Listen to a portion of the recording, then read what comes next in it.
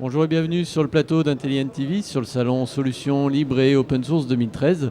Avec moi Philippe Montargès, bonjour. Bonjour. Donc d'Alterway et du membre aussi du PLOS, Association parisienne, région parisienne.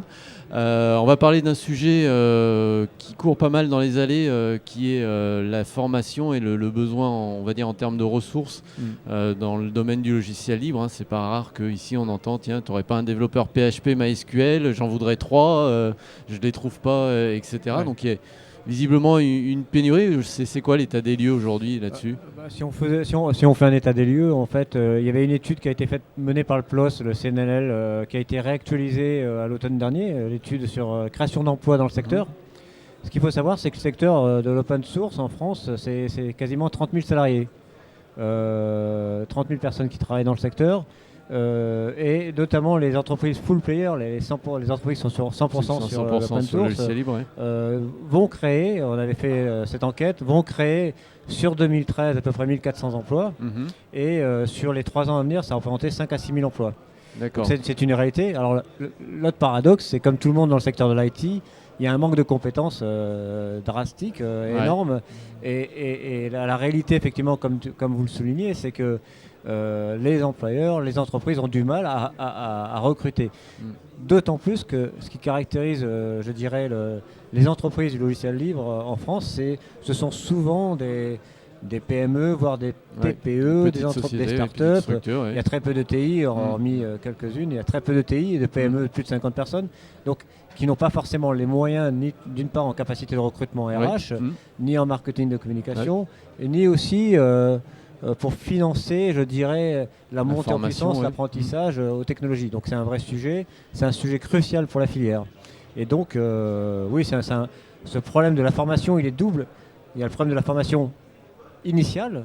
Déjà, on a du mal à trouver, il y a une pénurie d'informaticiens, d'ingénieurs informaticiens en France. Générale, Et il y a une deuxième problématique qui est que dans ces cursus d'ingénieurs, la partie, je veux dire, formation au libre, au logiciel libre, est souvent encore très marginale.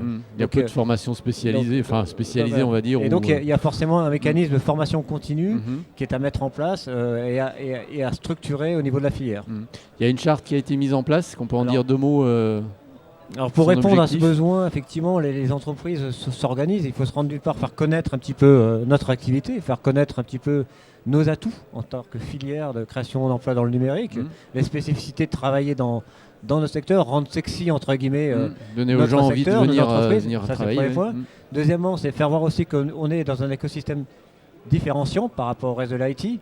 Donc on a proposé et nous ont rejoint plus de 50 entreprises, 60 entreprises qui ont signé une charte qui est baptisée Charte Libre Emploi, qui préconise effectivement le respect d'un certain nombre de critères par les employeurs par rapport effectivement au travail, à la façon de travailler dans l'entreprise. C'est des critères qui sont très variés, comme par exemple le fait de travailler dans un environnement bien sûr de travail plutôt libre, de faciliter, je dirais, le maintien de compétences, la mise à niveau des compétences, la participation à la contribution, favoriser la reversibilité. Et puis un point qui est important, cette charte-là engage aussi les entreprises qui la signent à reverser tout ou partie de la taxe d'apprentissage en priorité aux organismes de formation qui mettent en avant les formations, les cursus logiciels libres. Très bien. Est-ce qu'il y a d'autres initiatives, je dirais, autour justement de la formation dans le domaine du libre, au niveau des universités ou...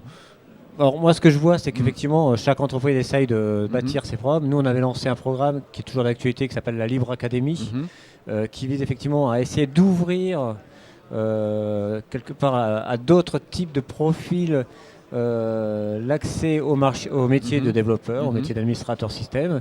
Donc avec des cursus en accéléré chez nous, puisqu'on est aussi un organisme de formation, donc de bâtir un vrai programme en accéléré sur 6 semaines à 8 semaines de mise à niveau autour des technologies. Alors on spécialise, soit des cursus autour de Drupal par exemple, ou autour de...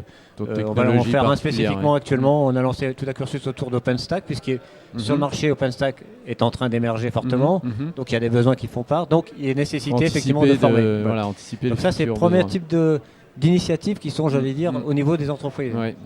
Il y a d'autres initiatives qui sont lieu là où on constate qu'il y a des évolutions c'est dans le monde de l'éducation lui-même, de la formation. Et on suit très près les initiatives qui ont lieu, par exemple, quand Xavier Niel crée son projet 42, Ouais. de voir ce que ça relève comme réalité. 42, c'est un projet qui est assez ambitieux, puisque ça consiste à former 1000 ingénieurs par an, en ouvrant de manière très très large les candidatures. Formation gratuite, ouverture très large en termes de prérequis techniques, scientifiques, scolaires, en étant sur un modèle où il n'y a pas forcément une reconnaissance par un diplôme. Non, il n'y a pas de diplôme à la fin. Ce qui peut poser un problème. Et là, je pense qu'il y a un débat qui va s'instaurer. C'est très français, ça, le diplôme. Voilà, c'est l'aspect diplôme. Alors l'aspect diplôme, c'est pour sanctionner effectivement un cursus, mais c'est aussi une manière aussi de reconnaître un savoir, une compétence. Donc c'est pas toujours facile de bypasser entre guillemets la logique diplôme. Les anglo-saxons sont plus axés sur la compétence pure, on va dire. Alors c'est vrai que nous on aime bien. Mais tout ça aussi, ça s'inscrit. Je crois que le problème qu'on a en France par rapport à la formation, c'est que il y a toujours cette notion assez élitiste de la formation. Que les formations, l'enseignement supérieur autour du logiciel, finalement, elle ne valorise pas tant que ça le métier de développeur. Et je crois que la réalité de notre secteur, c'est qu'on a besoin de développeurs, alors de toutes sortes. Il y a plusieurs catégories, logiciels, web, embarqué, Linux, Android. Il y a une réalité, mais la réalité, c'est que le métier de développeur en tant que tel n'est pas vraiment valorisé. Ce qui est valorisé quand vous sortez d'une école comme Epitech, Epita ou FRU, le Free, c'est tout de suite ce que veut l'étudiant. Mais parce qu'il y a une logique derrière de rémunération de monétisation, c'est être chef de projet, c'est être consultant. Donc je crois que la solution pour s'en sortir, c'est effectivement passe par revaloriser le livre et revaloriser le métier de développeur, ce qui est, à mes yeux, concomitant. Tout à fait, parce qu'effectivement le développeur il est au centre du logiciel libre, c'est lui qui porte la compétence et la valeur ajoutée, on va dire. Très bien, merci beaucoup Philippe pour cet éclairage sur cette problématique de la formation et du logiciel libre. Bon salon, bientôt, au revoir. Merci, au revoir.